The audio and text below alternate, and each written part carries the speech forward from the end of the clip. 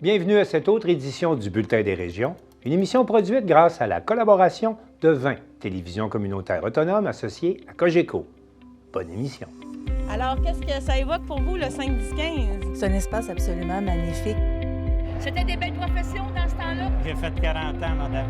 Non. Je vois l'homme comme un arbre parce que l'homme prend racine comme l'arbre. Avez-vous l'impression qu'il y a une relève pour ça? Est-ce qu'il y a des gens qui vont pour pas que ça se perde? C'est cette année que ça vaut vraiment la peine de venir au marché public. Ça représente une belle tradition, en fait, qui est un peu un porte-bonheur pour les pêcheurs.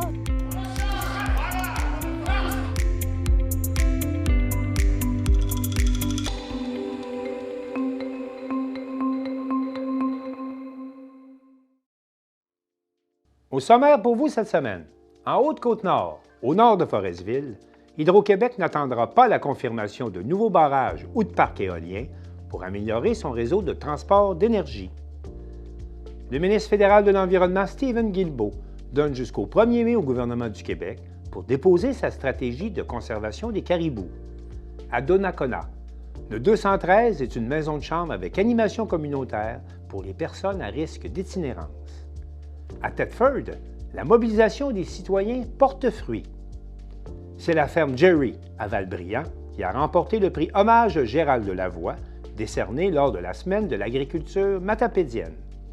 À Princeville, une soirée micro-ouverte où les femmes immigrantes témoignent de leur réalité.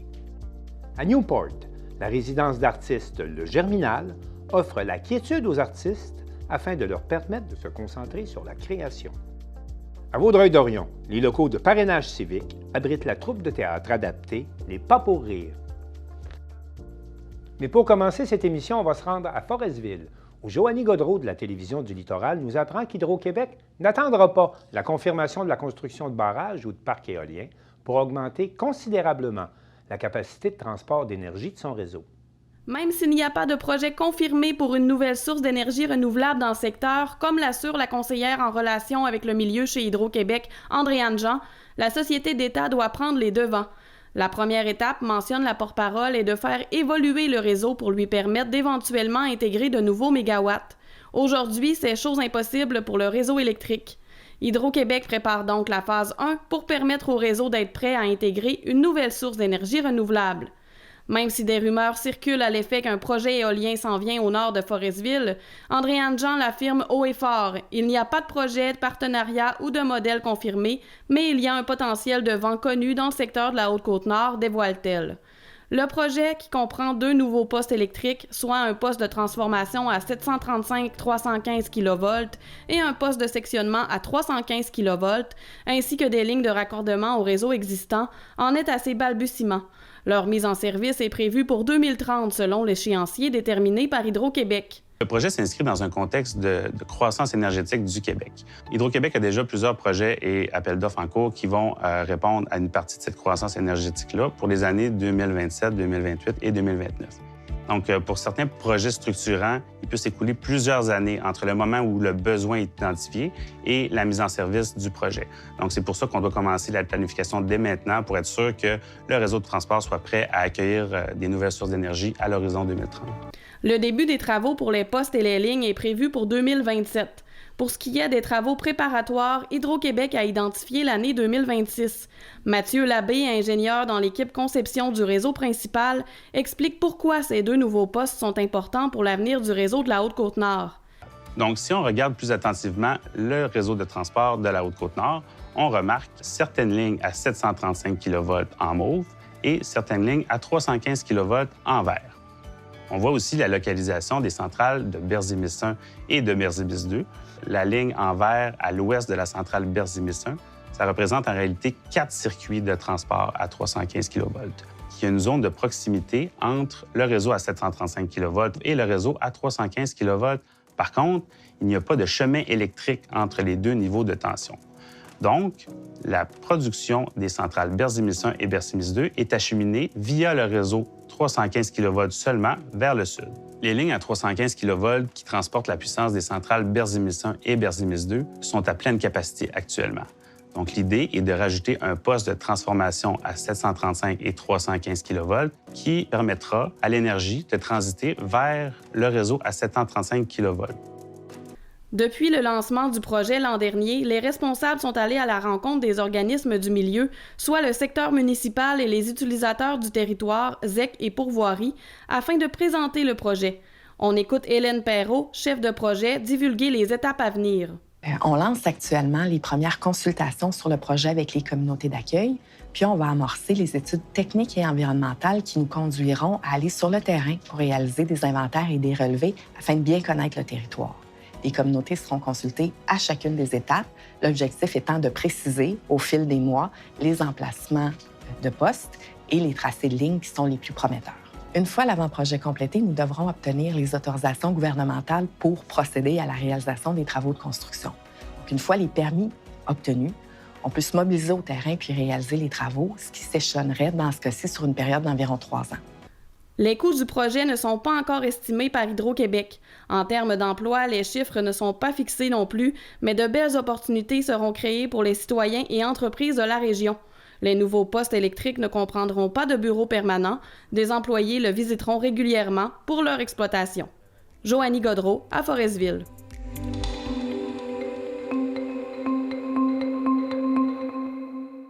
Le déclin de la population de caribous est bien connu au Québec, à tel point qu'on a créé des enclos en Abitibi, en Gaspésie et dans Charlevoix pour mettre ces bêtes à l'abri de leurs prédateurs. Lydia Duchesne de TVCO a rencontré Caroline Heinz, la biologiste qui veille au bien-être de ces bêtes.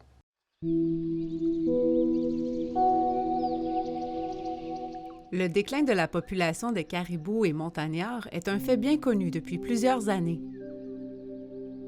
Le nombre d'individus ayant atteint un seuil critique, les caribous ont été mis en enclos dans les régions de Charlevoix, de la Gaspésie et de l'Abitibi. La population affichait un fort déclin depuis déjà plusieurs années.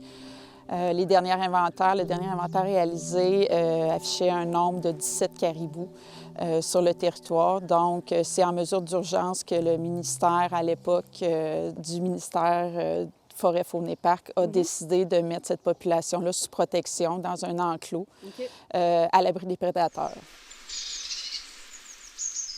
On a comme 2 sous-enclos vraiment plus petits qui servent à isoler des individus en cas de besoin justement pour un suivi plus serré, une observation suite à une blessure ou des individus qui seraient plus agressifs en période de rut ou qui se font tasser à l'inverse des mangeoires. On va les isoler pour leur permettre de leur apporter les soins nécessaires ou les observer.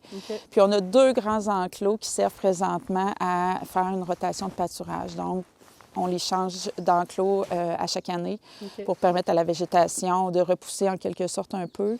Puis, tu sais, aux fesses, au sel, si on peut dire, on appelle ça des fesses, de se dégrader, puis de diminuer les risques de parasites. Depuis 2019, le gouvernement provincial repousse le dépôt d'une stratégie de protection et de rétablissement du caribou auprès du ministère de l'Environnement du Canada.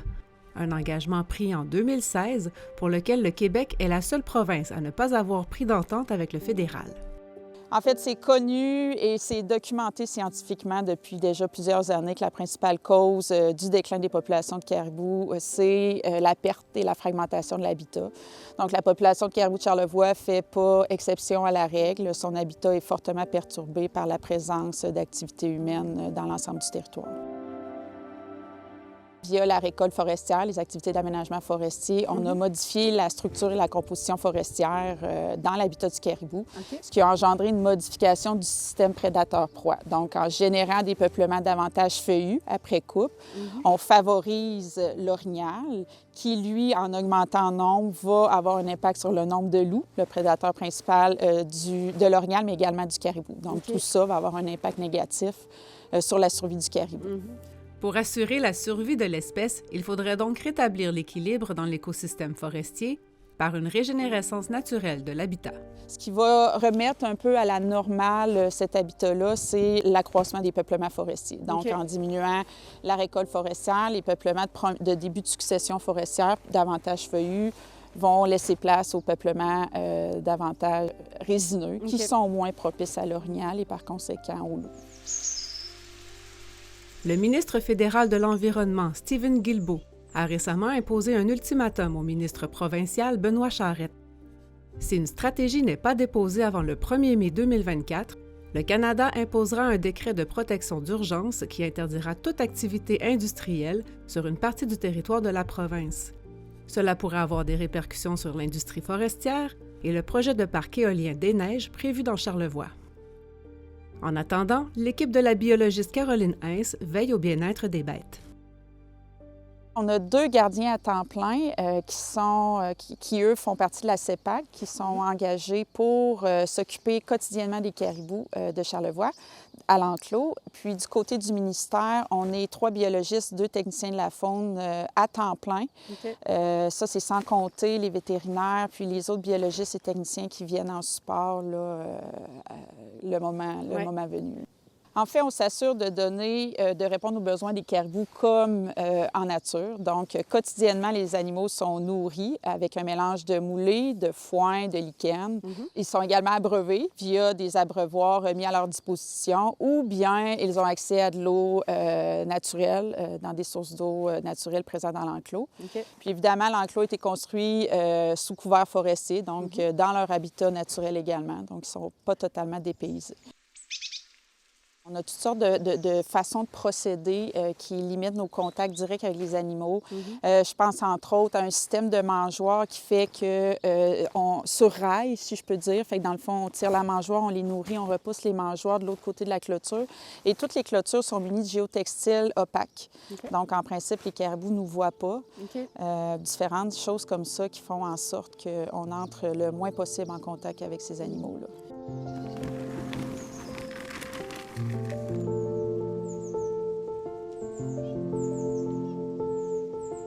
Si du côté de la Gaspésie, la survie des faons est préoccupante, la population de Charlevoix, quant à elle, semble sur une bonne voie. Elle se porte très bien. On est agréablement surpris des résultats. C'est 16 individus qui ont été mis en enclos en 2022. Okay. De ces 16-là, il y avait 12 adultes. On a eu 5 naissances cette année-là. L'année passée, c'est 12 naissances qu'on a eues. Donc, on est rendu à 30 individus là, en excluant 1 ou 2 mortalités de cause naturelle standard. Okay. Donc, c'est 30 individus qu'on a présentement. On a presque doublé la population en 2 ans.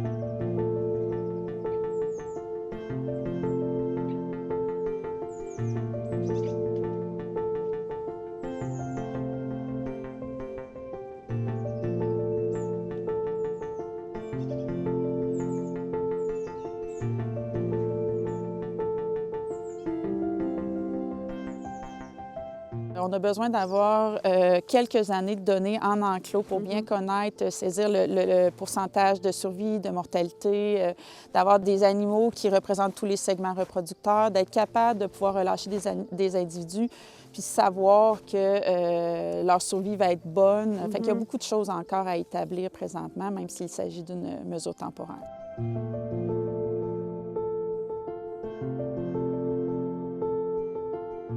La collecte de données sur l'état de santé des animaux et leurs habitudes de vie se fait essentiellement de façon visuelle.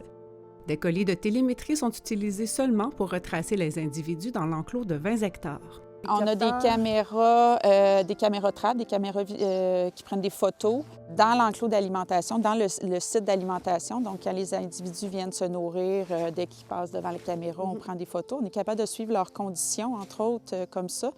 Puis, on a des caches aussi, des miradors qui nous permettent de les observer en direct et de détecter rapidement s'il y a une blessure ou un état inconfortable d'un des caribous. Puis, à ce moment-là, on va pouvoir lui apporter les soins nécessaires, soit par notre équipe, quand c'est des soins de base, soit en collaboration avec des vétérinaires de la région qui nous donnent un bon coup de main là-dessus. Le caribou forestier, aussi appelé caribou boréal, devra sans doute rester en enclos jusqu'à ce que la population soit saine et que son habitat naturel soit régénéré et protégé. Idéalement, on va relâcher des individus qui ont déjà été en nature, donc qui connaissent l'habitat en nature également. Fort probable qu'on va viser à les remettre dans un habitat de prédilection pour eux, leur habitat d'hiver qu'on connaît très bien dans le parc des Grands Jardins, qui a une bonne source de nourriture de lichen terrestre, entre autres. Donc, on va prendre les moyens pour diminuer cette habituation-là, assurément, avant de les relâcher. Une population de 100 individus qui se maintient dans le temps, qui a un bon taux de recrutement, c'est-à-dire le nombre de jeunes par année est environ de 15 % et ces choses-là, ces paramètres-là, si ça se maintient dans le temps, on a une population saine. Rappelons qu'à l'été 2022, le gouvernement du Québec s'est engagé à agir et à protéger 65 % de l'habitat critique du caribou. La saison des feux de forêt étant à nos portes, espérons maintenant qu'ils s'en sortiront aussi bien que l'année dernière.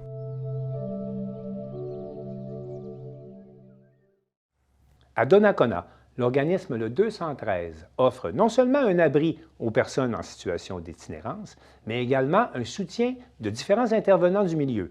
Un reportage de Charles Laviolette de CJSR. Pour répondre aux enjeux de logement dans Port-Neuf, un nouvel organisme offrant des logements sociaux a ouvert ses portes au 213 rue Notre-Dame à Donnacona. Le 213 a reçu sa première locataire en 2022 et affiche aujourd'hui complet puisque les 14 chambres sont occupées. Les locataires âgés de 18 ans et plus bénéficient sur place du soutien d'intervenants et peuvent participer aux activités communautaires qui se tiennent sur place. L'ouverture de la nouvelle maison d'hébergement a été annoncée en 2018. Malgré cette initiative du milieu, on constate depuis quelques années une baisse de l'accès au logement et une hausse de l'itinérance au Québec et dans Port-Neuf, et le 213 répond à cet enjeu. Nous avons rencontré Annie Cyr, coordonnatrice de l'établissement, qui a annoncé une prochaine inauguration officielle du 213. Le 213, c'est une maison de chambre avec animation communautaire pour les personnes qui sont à risque d'itinérance. Il y a 14 chambres au 213. Le bâtiment contient 14 chambres complètes, c'est-à-dire la chambre meublée ainsi qu'une salle de bain complète, bain-douche. Les gens qui habitent au 213, ils habitent sur 2 étages, en fait, qui contiennent 7 chambres chacune, avec chacun une cuisine aussi, où au quotidien, ils peuvent se cuisiner leur repas. Au rez-de-chaussée du 213, il y a une très grande cuisine où se tiennent des cuisines collectives. Il y a aussi une grande salle multifonctionnelle où il y a plusieurs organismes de la région et de la région de Québec qui viennent y tenir leurs activités. Comme là, aujourd'hui, on est mercredi, c'est la soupe du voisinage qui est préparée par le plateau de travail de l'Arc-en-Ciel. Ils font de la nourriture chaque mercredi au 213.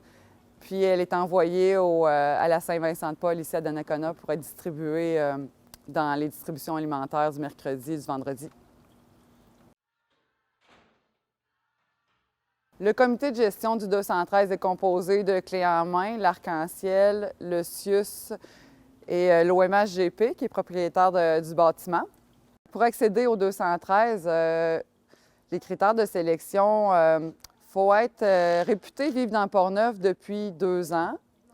Il faut avoir un suivi déjà avec un organisme référent. Puis, il faut être actif. Il faut avoir un projet de vie sur lequel on travaille activement. Il faut aussi être âgé de 18 ans et plus. En 2014, il y avait un projet ici qui s'appelait l'Autre quartier, qui a fermé ses portes. Puis assez rapidement, les gens, les organismes concernés là, par les habitations se sont rendus compte qu'on se retrouvait avec un trou de service. Et très rapidement, là, ils se sont mis sur le développement du 213 là, pour pallier justement au manque de logements sociaux qu'il pouvait y avoir pour les personnes seules, les personnes adultes de 18 à 50 ans ou qui n'avaient pas de ressources là, destinées à eux. Là. Le 213, c'est dans la lignée des programmes Accès Logis. Puis on reçoit un financement aussi VCS, un financement du CIUS vers un chez-soi, qu'on appelle dans le jargon, on l'appelle le VCS. C'est ce qui finance plusieurs ressources là, en hébergement ou en itinérance. Depuis les dernières années, dans Port-Neuf, je pense qu'on note un besoin grandissant en hébergement, en logements sociaux. Le 213 répond à un besoin visiblement là, important parce qu'on est plein depuis plusieurs mois déjà et je vois que ça ne diminuera pas. On est à l'affût des besoins qui sont en augmentation dans Port-Neuf au niveau de l'itinérance. Il y a présentement un portrait qui est en train de se faire face à ça. Il y a des différentes actions aussi qui sont en train de se mettre en place là, pour qu'on garde notre monde aussi dans la région. Partir à Québec, là, dans un centre ou dans un hébergement d'urgence à Québec, Les gens de la région sont moins familiers à ça, fait qu'on essaie de les garder, ultimement, là, de les garder dans la région puis de s'en occuper chez eux.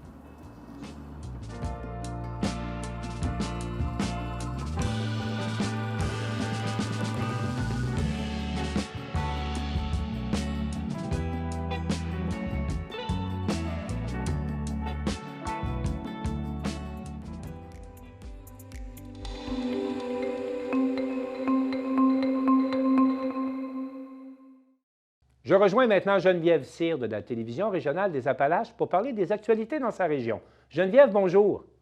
Bonjour. Geneviève, parlons tout d'abord de la finale de Cégep en spectacle qui s'est déroulée chez vous. Oui, en fait, ça a eu lieu, dans le fond, le 23 mars dernier. Oui. Donc, c'était dans le cadre là, de la 45e édition là, de Cégep en spectacle.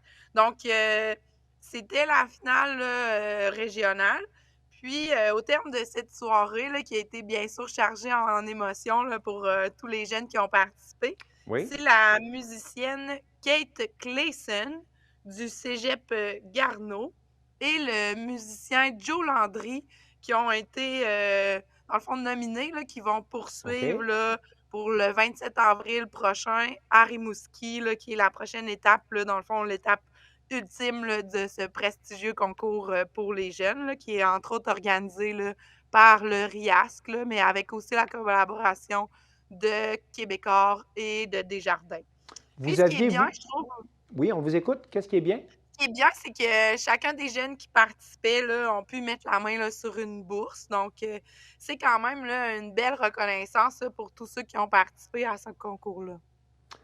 Vous parliez justement d'une finale dite nationale là, qui va se dérouler plus tard dans l'année, mais vous également, de votre côté, vous allez accueillir la finale pan-québécoise de secondaire en spectacle, qui est comme les jeunes un peu plus jeunes là, qui participent à ce genre de spectacle. Oui, effectivement, là, dans le fond, c'est une organisation qui est présentée là, par Nous TV. Ça va OK. se tenir du 30 mai au 2 juin prochain.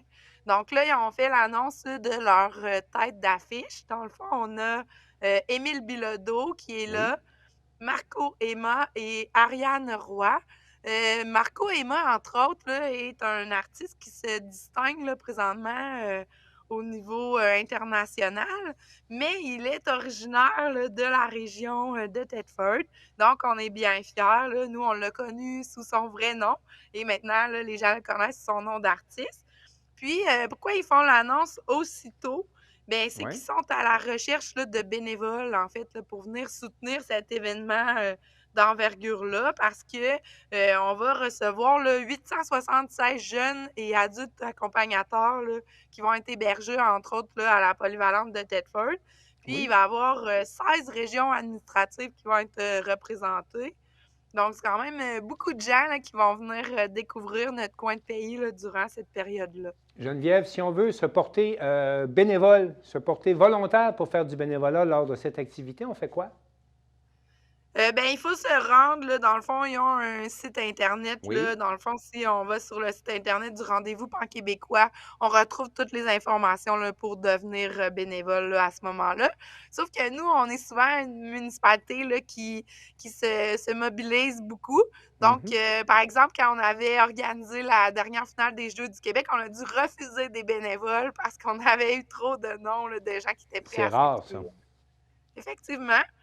Puis, ce que je trouve bien dans ces 2 rendez-vous-là, c'est que ça permet d'un peu redorer l'image de notre région. Donc, on a souvent été vu comme une région minière, mais à Oui. cause de toutes les implications des dirigeants, bien, on peut maintenant se qualifier là, de région culturelle, là.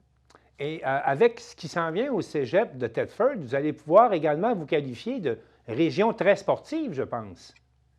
Effectivement, dans le fond, c'est qu'il y a un nouveau complexe sportif qui va être construit, là, dans le fond, à même le cégep de Thetford. OK. Ce qui est bien, c'est que en fait, on avait 2 fois eu des refus quand ils avaient fait des demandes là, de subventions pour la construction. Donc, on en est à notre 3e essai, là, et cette fois, ça va fonctionner. C'est quand même un projet d'envergure, là. Dans le fond, il va y avoir dans ce complexe sportif intérieur-là une surface de gazon synthétique, où on va pouvoir pratiquer des activités comme le football, OK. le soccer, l'ultimate frisbee, le baseball, le golf, la marche.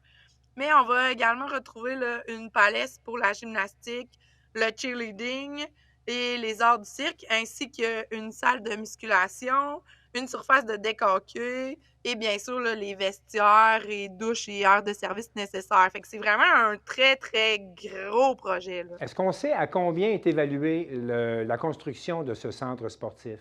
Oui, à un montant de 13,7 millions de dollars.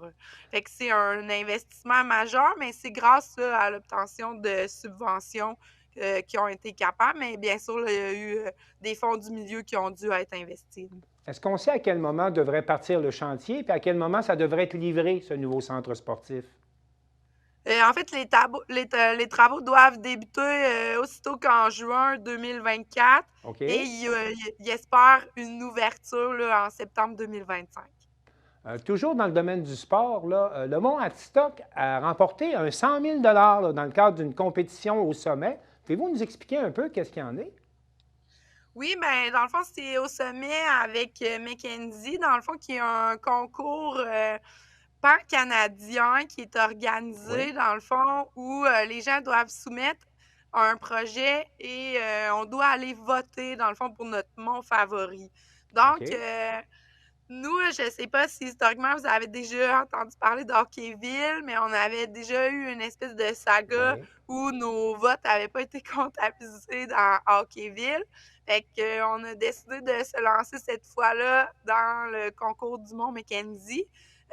Au départ, ils ont même douté encore une fois de nos votes parce que comme on est une petite communauté, on réussit souvent à se mobiliser beaucoup plus Oui. rapidement que d'autres sommets, exemple le Mont-Saint-Anne, là.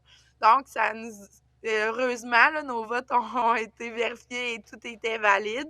Donc, OK. ça a permis, en fait, au Mont Atistoc de remporter ce concours-là parce que, entre autres, là, l'équipe de ski du Mont Atistoc des jeunes ont investi beaucoup de temps là, pour motiver la communauté à voter. Donc, on a eu la bonne nouvelle, là, dans le fond, qu'on avait obtenu 100 000 Dans le fond, ce 100 000 C'est $-là un bon montant, va 100 être 000. effectivement. Ça va être utilisé là, pour la construction d'une structure multifonctionnelle à l'arrivée des pistes. Puis, ça va aussi servir à la réalisation de travaux pour viser à diminuer la quantité d'eau utilisée lors de l'enneigement là, de la piste La OK. Bossue. Ils vont peut-être aussi utiliser une partie de ces fonds-là pour faire approuver un nouveau concept de piquets de ski qui sont fabriqués à partir de bouteilles d'eau recyclées. OK. Donc, ça a été développé, dans le fond, par un employé du cégep de Thetford qui travaille là, dans le secteur là, de la plasturgie. Donc, ils sont actuellement là, en phase de test, mais peut-être qu'ils pourraient être utilisés là, lors de nos compétitions et qui sait, peut-être un jour, vous pourrez vous procurer ces piquets qui seront à vendre, là. Souhaitons-le. En terminant, Geneviève, j'aimerais que vous m'expliquiez quelque chose. Que ce soit pour la mobilisation que vous faites pour accueillir des jeunes de partout dans le cadre de la finale de secondaire en spectacle, ou encore la mobilisation que vous venez de faire pour remporter 100 000 dans le cadre d'un défi qui s'adressait aux communautés. Comment on explique cette capacité de mobilisation chez vous?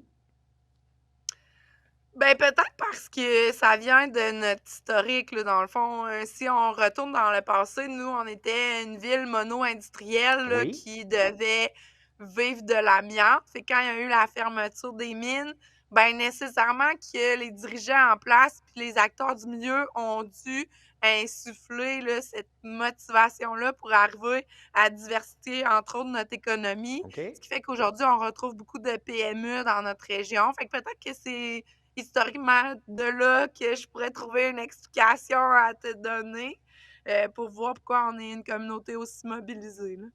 Bien, là-dessus, Geneviève Cyr, merci beaucoup pour cette tournée de cette région chez vous, bien mobilisée et au plaisir de se parler à nouveau. Merci de l'invitation.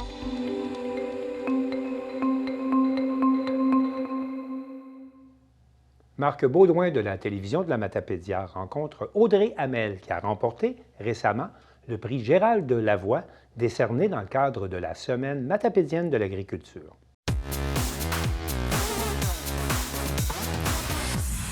Lors de la semaine de l'agriculture matapédienne, elle s'est vue remettre le prix hommage Gérald Lavoie, un prix qui ne souligne pas seulement les réalisations, mais aussi la personnalité. Il s'agit de Audrey Hamel de la ferme Djéré à Valbriand. Bonjour Audrey. Bonjour. Ça va bien? Oui. On t'a choisi pour te remettre le prix hommage Gérald Lavoie. Comment tu as appris que c'est toi qui étais la récipiendaire de ce prix-là? C'était lors du brunch conférence qui avait lieu là, lors de la semaine d'agriculture. Dans le fond, je m'y attendais pas du tout. C'est divulgué lors de cette journée-là. J'étais vraiment très surprise. On dirait que quand on est dedans, on s'en rend pas compte de ce qu'on fait peut-être des fois. Puis là, d'avoir cette reconnaissance-là, ça fait du bien. Ça fait vraiment du bien. Fait que t'avais aucun indice que ça pouvait être toi? Non, c'est ça, aucun indice. Ils nous ont pas appelés pour nous préparer mentalement fait que là, ça a été, à recevoir ça. Ça a été la surprise totale. Ça a été la surprise totale. Bon, fait que sur ce point-là, ça a marché. Ils oui. t'ont surpris. Oui. Comme je mentionnais, c'est pas un prix qui est donné juste en fonction des réalisations, mais aussi au niveau de ta personnalité, ta capacité d'écoute, ta capacité d'entraide.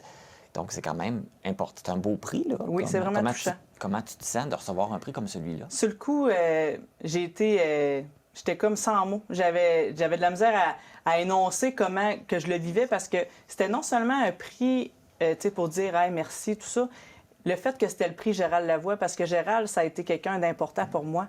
Puis que ce soit, cette reconnaissance-là, ça m'a vraiment, c'est venu vraiment me chercher, ça m'a touché, là. C'est un beau prix, je comprends. C'est vraiment... As-tu toutes les formes qui sont données? As-tu toujours été dans l'agriculture? C'est-tu quelque chose que tu as toujours voulu faire? Oui, moi, mon père avait une ferme là, quand j'étais jeune. Puis j'ai étudié en agriculture. J'ai fait mon cours au cégep de Matane en agriculture.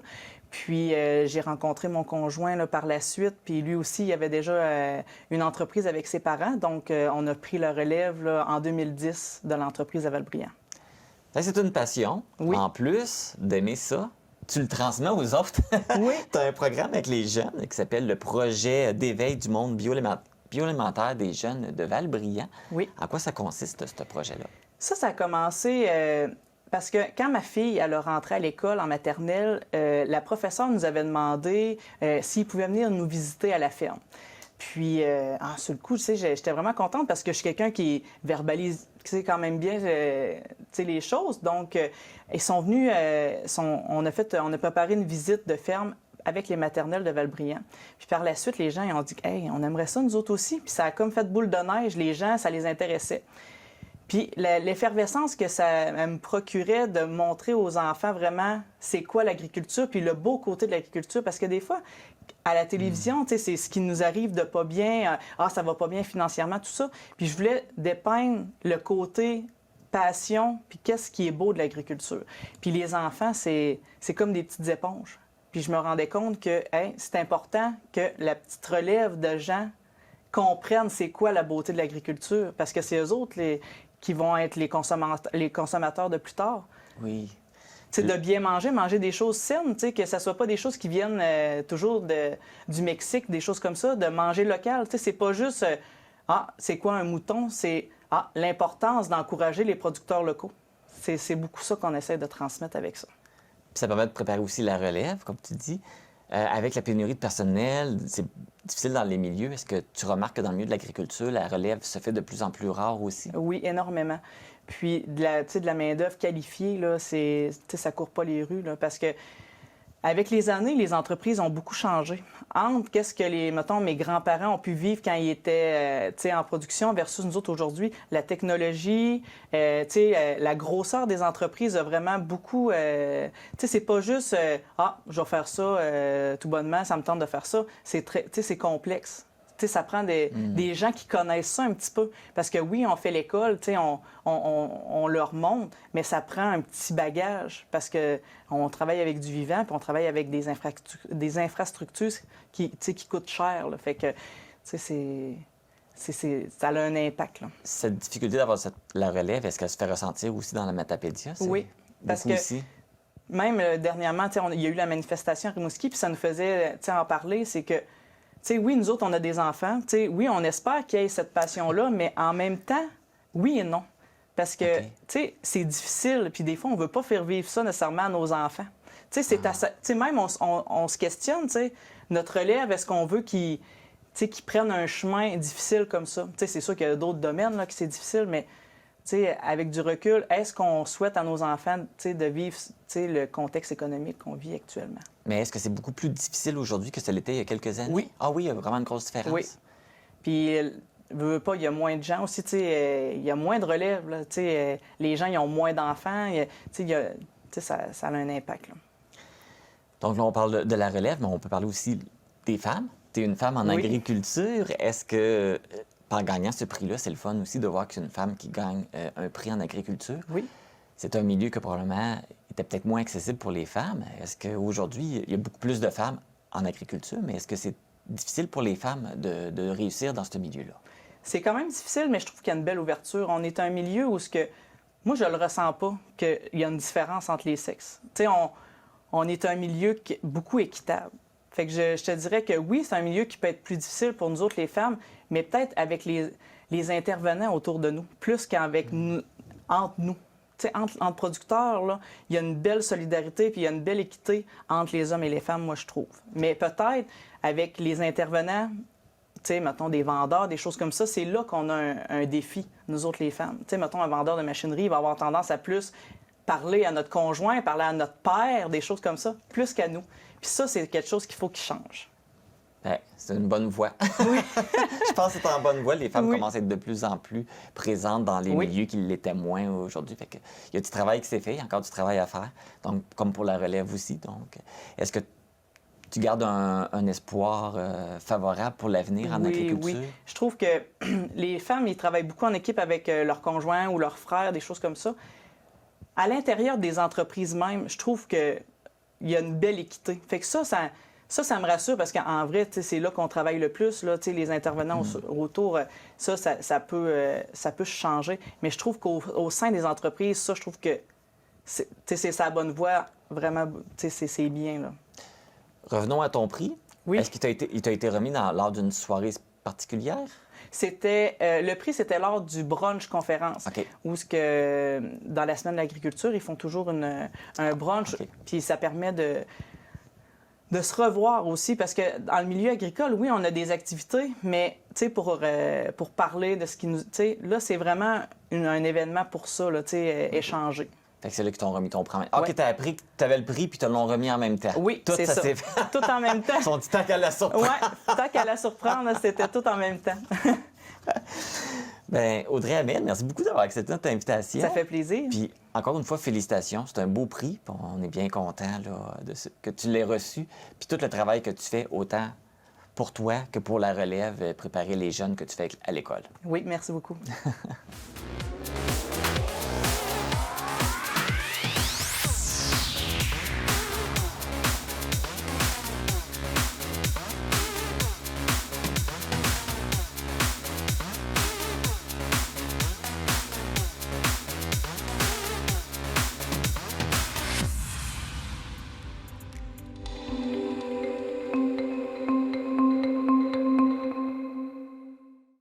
Sylvana Suarez de la télévision de l'Érable a assisté à une soirée micro ouverte à Princeville où des femmes immigrantes sont venues témoigner de leur expérience. On écoute son reportage.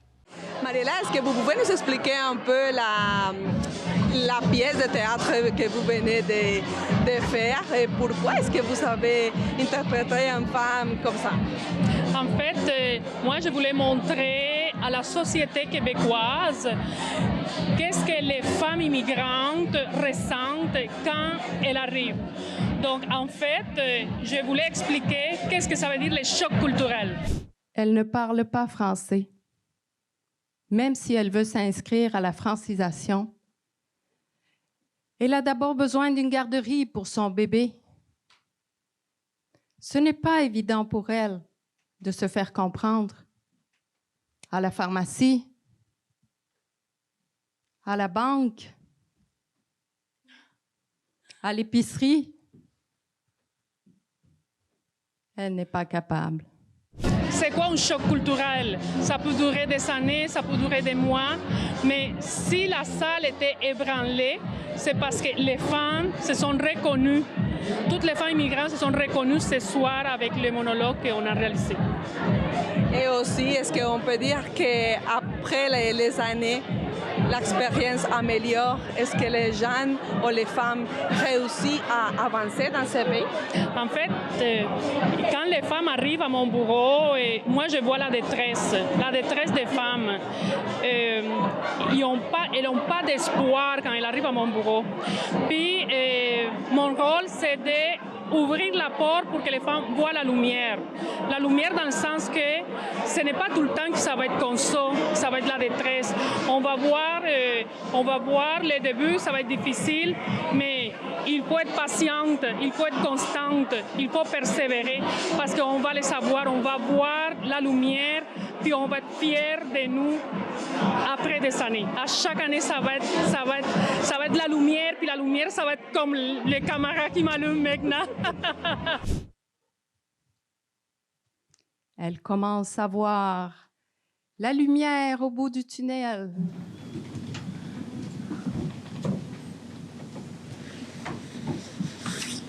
Mariela, et comment est-ce que vous vous êtes inspirée pour faire le personnage?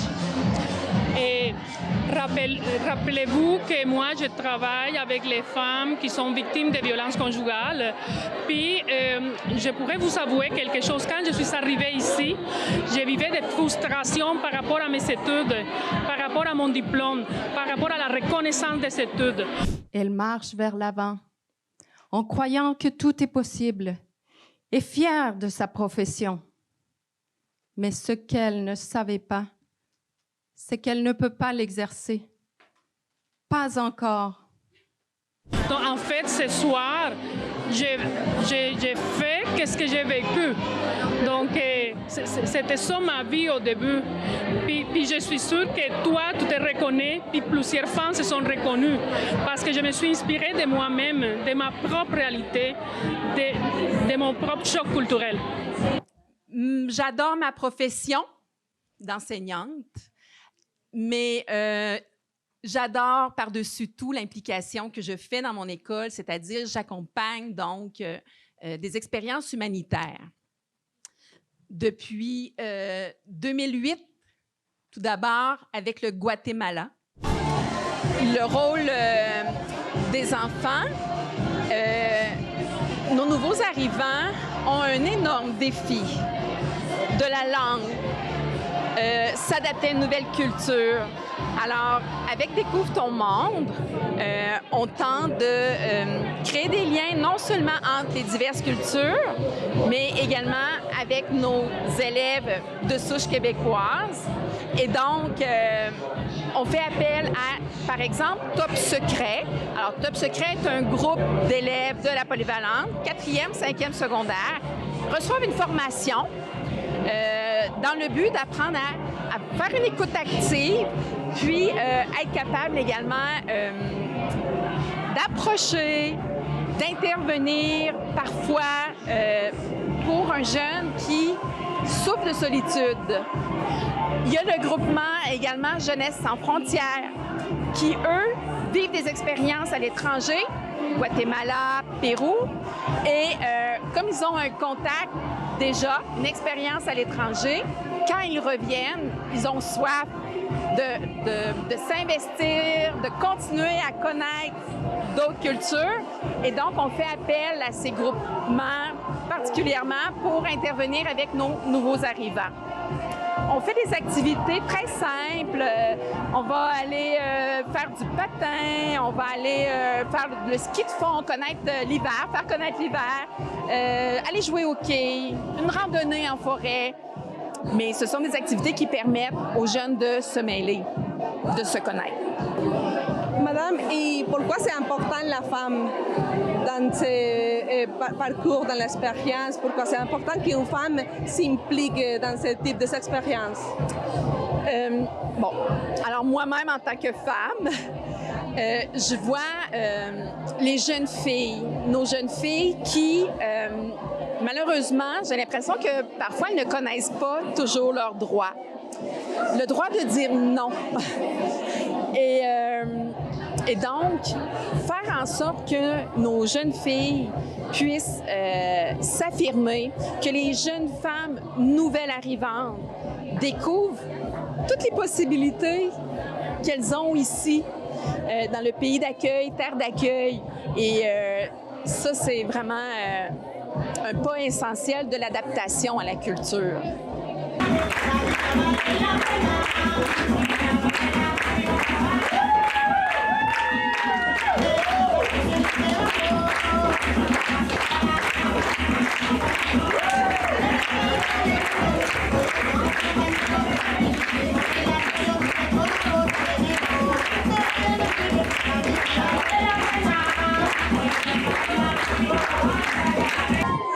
Porque ça a été important de montrer un peu la danse de votre pays. Por le montrer à les Québécois et Québécoises qu'il ne faut pas lâcher et qu'il faut se laisser aller, mais aussi dire stop. Parce qu'aujourd'hui, on a fait toute la présentation de la danse. C'est pour toutes les femmes qui aujourd'hui ne sont pas avec nous à cause de la violence conjugale et à cause de que son chum ou son mari l'a maltraité. Parce que n'ont pas été capables de dire non, stop. Alors, c'est juste, tu te laisses aller, tu es capable, go, on fonce.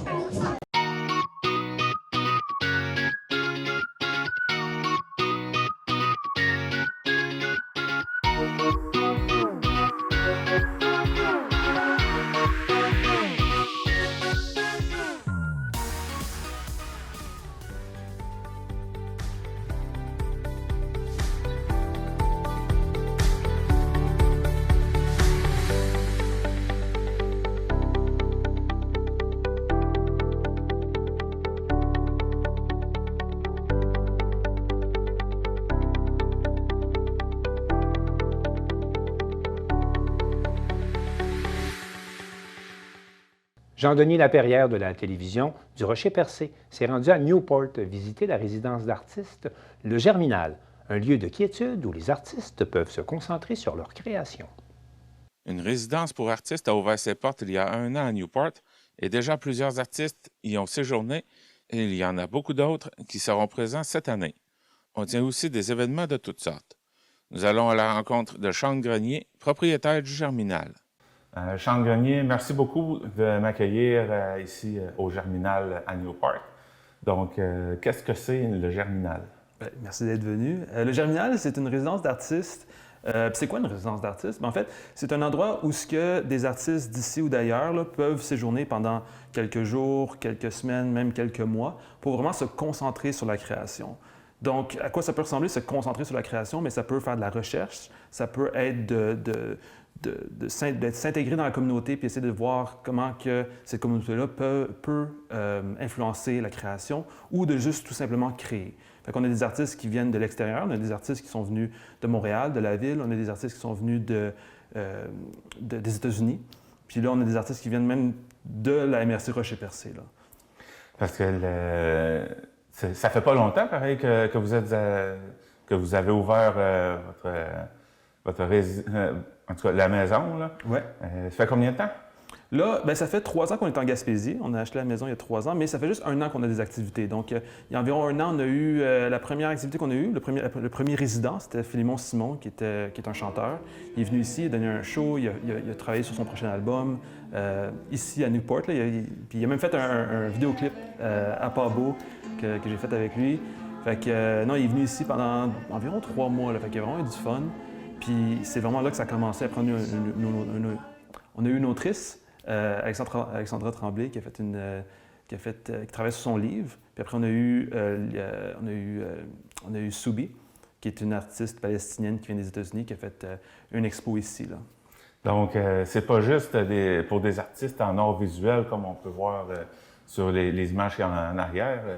C'est tous les artistes qui font de la création, parce que tu viens de parler justement d'un auteur, chanteur qui est venu composer de la musique ici. Exactement. C'est vraiment ouvert pour tout le monde.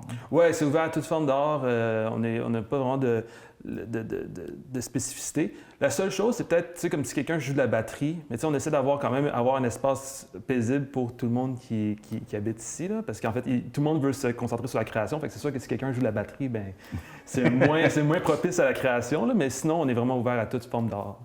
OK.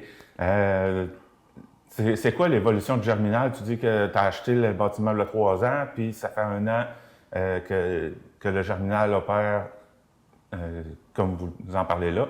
Ouais. Donc, c'est quoi son évolution? Comment ça a commencé? Ça a commencé, bien, en fait, on a acheté la maison ici, puis là, il y a eu quand même on a tout peinturé au complet. On a tout vraiment aménagé pour que ce soit idéal pour des artistes, parce que je veux pas, quand des artistes qui viennent pour 1 mois, 2 mois, 3 mois, puis s'ils viennent de l'extérieur surtout, tu sais, s'ils viennent d'un autre pays, bien, il faut qu'ils soient accommodés le mieux possible, parce qu'ils se déplacent, tu sais, ils défraient quand même il y a quand même des coûts à défrayer pour venir jusqu'à Newport, là. Il n'y a pas juste aller à Montréal, là, prendre l'avion, il faut aussi qu'ils prennent l'autobus pour venir ici. Fait que on veut que ce soit, après un long périple jusqu'à Newport, bien, que ça soit le mieux accommodé pour eux possible. Fait qu'on a accommodé ça pendant quand même 2 ans, là, de peinturer pas mal, puis de monter des lits, puis de rafraîchir un peu le lieu, parce que c'est un lieu centenaire. C'est un lieu qui est sur le bord de la mer. C'est vraiment un lieu extraordinaire. C'est juste qu'on voulait le rafraîchir un peu là, pour qu'il soit un peu mieux accommodé là, pour les artistes. Bien, ça a quand même été long pour pouvoir monter votre projet. Oui, bien, c'est un gros lieu. Hein? C'est un gros lieu. Il y a 6 chambres au total au 2e étage. Au 1er étage, il y a la galerie, comme vous pouvez voir ici. Il y a un petit espace à l'entrée qui est un espace d'accueil, puis un espace qui peut aussi être un espace galerie également. Il y a la cuisine qui est utilisée par les artistes qui sont en haut. Il y avait pas mal de choses là, à travailler. Au total, il y a 5 salles de bain dans la maison. Fait qu'il y a beaucoup de choses à rafraîchir. Il y avait beaucoup de choses à rafraîchir, mais là, on est correct. Là. De créer un lieu comme celui-là, l'idée a parti de où? Bon, l'idée a parti de où? C'est une bonne question. Moi, dans la vie, je suis un YouTuber, je fais des vidéos sur l'histoire de l'art. Fait que c'est comme ça que je fais mon revenu, c'est comme ça que je gagne ma vie. Puis ce qui s'est passé, c'est que quand on fait des trucs en ligne, surtout, c'est qu'on a besoin comme d'une façon de le rendre tangible, de le rendre physique. Puis la façon de le rendre tangible, de le rendre physique, pour moi, de mettre en lumière des artistes, en mettre en lumière le travail des artistes, c'est en faisant une résidence d'artistes. Moi, mes grands-parents viennent d'ici. Moi, je ne viens pas d'ici. Moi, je suis né à Montréal, mais mes grands-parents viennent de Chandler puis de Port-Daniel. Fait que je suis venu où mes grands-parents habitent. Mon père habite ici aussi. Fait que, en venant ici, je me suis dit, c'est l'endroit idéal pour faire une résidence d'artiste. Il y avait cette maison-là ici qui était disponible, fait sur le bord de la mer, avec le cachet patrimonial incroyable. Donc, on a décidé de venir ici. Là. C'est quoi que... Tu dis que ça permet aux artistes de venir créer tout ça. Entre un artiste qui serait chez eux et qui déciderait de venir ici, on pourrait dire, c'est quoi l'avantage que ça offre de venir dans un endroit comme celui-là plutôt que d'être chez soi pour l'artiste? C'est intéressant comme question parce que ça va vraiment différer d'artiste en artiste. Cet été, j'ai comme 14 artistes qui viennent. Là. Juste pour l'été, on a quand même un été quand même assez chargé. Très chargé, oui. Mais c'est le fun. Mais il y a certains artistes qui, eux autres, ils disent « Moi, je veux la tranquillité. Moi, je m'en viens sur le bord de la mer, en Gaspésie, je vais m'isoler pour la tranquillité. » Il y en a d'autres qui disent « C'est pas nécessairement la tranquillité que je cherche. Moi, c'est juste de sortir de mon quotidien. » Surtout quand ils habitent en ville. Il y a beaucoup d'artistes qui habitent en ville. Puis ils sont là, puis ils disent, tu sais, il y a du bruit, je suis tout le temps dans mes affaires, puis c'est difficile de sortir de ma tête quand je suis dans mes affaires. Ils disent, en sortant, en allant dans une place qui est vraiment faite pour la création, bien ça peut m'aider. Puis finalement, il y a du monde, comme il y a une artiste qui m'a contacté juste cette semaine, justement, qui me disait, moi, je veux avoir un contact avec les gens locaux, essayer de voir qu'est-ce qu'ils peuvent m'apporter, moi, à ma création. Fait que ça veut dire quoi être gaspésien? La réalité gaspésienne est extrêmement différente de celle de la ville. Je pense que les gens de la ville le savent, puis je pense qu'on le sait en étant gaspésien. Fait que l'idée, c'est de dire, est-ce qu'il y a des façons à travers lesquelles les artistes peuvent s'inspirer du vécu puis de la culture gaspésienne? Qu'est-ce qu'on retrouve d'autre ici? Fait qu'il y a la résidence d'artistes, dont j'ai parlé, mais il y a aussi des ateliers pour les artistes locaux. Je dis local parce que c'est 2 femmes. Il y a Karine Leblanc de Grande-Rivière, puis il y a Luba qui vient de Pabot Mills. Donc, ces 2 artistes-là louent 2 ateliers dans le lieu. Fait que c'est le fun parce que, en fait, quand il va y avoir des résidences, quand il y en a, en fait, les artistes locaux peuvent interagir, puis aussi parler avec les artistes qui habitent ici. Fait que ça crée déjà des connexions entre artistes de la Gaspésie, puis entre artistes souvent de l'extérieur. Est-ce qu'ils sont permanents ici? Les deux artistes avec les ateliers, oui, ils ont tous les deux les ateliers depuis l'été passé. Là. Fait que tant qu'ils ont besoin de ces ateliers-là, eux autres sont ici, ici pour rester. Donc ça a été vos premiers locataires? Oui, ben, en quelque sorte, oui. En fait, Philémon est arrivé un peu en même temps. Là. Fait que c'est vraiment comme tout a commencé à arriver en même temps l'été passé. Là. C'est là que ça a commencé à travers Philémon. Mais les autres sont ici plus de façon permanente. Là. Fait que là, il y a les autres qui sont là, puis après, il y a les artistes qui font une rotation, là, puis ça crée en fait beaucoup de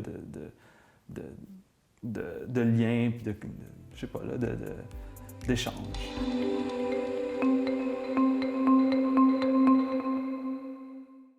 Chantal Bédard de C'est sûr.tv nous présente une expérience unique de théâtre à Vaudreuil-Dorion, où des adultes souffrant de déficience intellectuelle ou de troubles de l'autisme préparent une pièce de théâtre. C'est dans les locaux de l'organisme du parrainage civique à Vaudreuil-Dorion que la troupe de théâtre adaptée Les Pas pour rire forme des étoiles pas comme les autres. Je suis avec la metteur en scène de la troupe de théâtre Les Pas pour rire, une pièce là, qui est assez spéciale. Comment elle s'appelle? Donc, ça s'appelle Disparition à l'Hôtel Versailles. Disparition. Et qu'est-ce qu'elle a de spécial, cette pièce-là, par rapport à d'autres? Bien, cette pièce-là, ce qu'elle a de spécial, c'est qu'elle a été créée à partir d'idées de chacun des comédiens qui fait partie de la troupe, donc du parrainage civique. Donc, chacun des personnages qui est pas une création originale, mais a été inspiré soit des personnages de la télé qu'on voit au quotidien, mais c'est chacun des comédiens qui ont choisi leur rôle. Donc, après ça, ça a été ensemble de créer une histoire qui permettait de réunir tous ces personnages-là. Donc, c'est très unique. C'est très unique, et aussi les personnages, les acteurs sont assez uniques dans la pièce. Ah oui, effectivement. Donc, c'est tous des adultes qui ont une déficience intellectuelle ou un trouble du spectre de l'autisme ou d'autres troubles aussi accompagnant ça. Puis, ils ont décidé de faire du théâtre adapté. Donc là, nous, on offre du cours de théâtre adapté justement au parrainage civique. Puis c'est ça, là, on présente le fameux spectacle. Ça va faire 2 ans qu'on pratique là, ensemble. Là. Action! Le théâtre. Pourquoi que tu aimes ça, le théâtre? J'aime ça. Moi, j'aime ça faire rire les gens. Moi, j'adore le public. C'est ça que j'aime. Ouais. Mais moi, dans le fond, mon but, c'est de faire du théâtre aussi. Moi, j'aime ça aller ailleurs. Puis j'apprends beaucoup ici. Ça m'aide pas mal aussi. Puis t'es pas gêné, toi? Non, pas gêné. Pas du tout? Non. Non, c'est correct. Fait que les autres, ils vont faire comme toi, là. Ils vont être à l'aise et tout ça. Oui. Il y en a qui ont le trac. Comment vous le ressentez? Ben, c'est parce que moi, j'aime ça apprendre les émotions, le parc, tout ça. C'est drôle parce que tout le monde, quand on va sur le scène, le monde nous regarde. Puis là, ton rôle cette année, c'est quoi? T'as-tu un personnage? Saint-Rangel. Bienvenue au souper. On va faire semblant qu'on fait des choses. Le bœuf au bourguignon. Ouais. L'événement aussi, une levée de fonds pour l'organisme du parrainage civique. Parlez-moi un peu de l'organisme en tant que tel, sa mission. Oui, donc nous, on est un organisme communautaire qui offre des services à des enfants et des adultes qui vivent avec une déficience intellectuelle, trouble du spectre de l'autisme, avec ou sans déficience physique.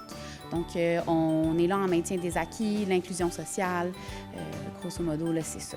L'apprentissage de la pièce. N'importe quelle personne, qu'elle soit handicapée ou pas, apprendre par cœur des mots, des phrases, son rôle. C'est effectivement pas évident. Puis j'ai le goût de vous dire qu'on rajoute un défi avec notre clientèle parce qu'ils ont leur texte à se rappeler. Mais on dirait qu'ils veulent aussi se rappeler de l'ensemble de la pièce. Donc, des fois, ils se mélangent entre ce qu'eux ont à dire puis ce que les autres doivent dire ou doivent faire. Apprendre par cœur, c'est vraiment à force de répéter. Puis c'est très, très constant. Ça se suit aussi. Puis ils ont été énormément impliqués. Ils ont choisi leur personnage. Ils ont choisi leur nom de personnage. C'est ce que Bianca valorise énormément. Donc, sont impliqués. C'est pas quelque chose qui ont été imposés. Donc, pour eux, c'est une partie de plaisir à apprendre tout ça, là. Et la pièce va avoir lieu à quel endroit? Donc, c'est la salle Paul-Émile Meloche à la Cité des Jeunes. Le spectacle aura lieu le samedi 13 avril 2024.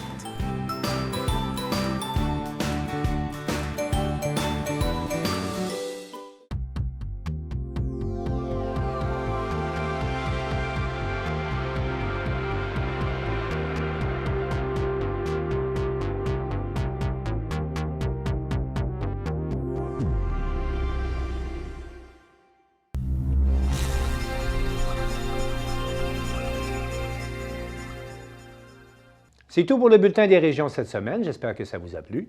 Je remercie toutes les stations de télévision participantes et je vous dis à la prochaine.